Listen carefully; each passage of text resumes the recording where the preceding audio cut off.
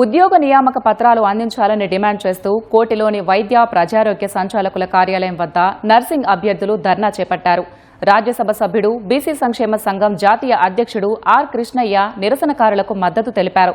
ఆందోళనకారులతో మాట్లాడిన రాష్ట్ర వైద్య ప్రజారోగ్య సంచాలకులు రవీంద్ర నాయక్ ఈ నెల 20 లోపు సమస్యను పరిష్కరిస్తామని హామీ ఇచ్చారు. నర్సింగ్ అభ్యర్థులకు పోస్టింగ్లు ఇవ్వడంలో తీవ్ర జాప్యం చేశారని మండిపడిన కృష్ణయ్య ఇప్పుడు ఇచ్చిన మాటను అధికారులు నిలబెట్టుకోవాలన్నారు. ఇంతవరకు మేము ఇప్పుడు సరే ఇమ్మీడియట్ గా పోస్టింగ్ ఇస్తే ట్రాన్స్ఫర్ అయిన వాళ్ళు ఎవరు చేస్తారు ఎవరు చేయరు అవన్నీ చూసి ఖాళీలను క్లియర్ గా వీళ్ళకి పోస్టింగ్ ఇస్తే వీళ్ళని చేంజ్ చేయడానికి రాదు. కాబట్టి 2-3 రోజుల్లో స్టార్ట్ చేసి 20 లోపల మొత్తం ప్రాసెస్ అంతా కంప్లీట్ చేసి పోస్టింగ్స్ ఇస్తాం. అందరికి 20 లోపలనే అందరు జాయిన్ కావాల్సి వస్తుందని చెప్పి హామీ ఇవ్వడం జరిగింది.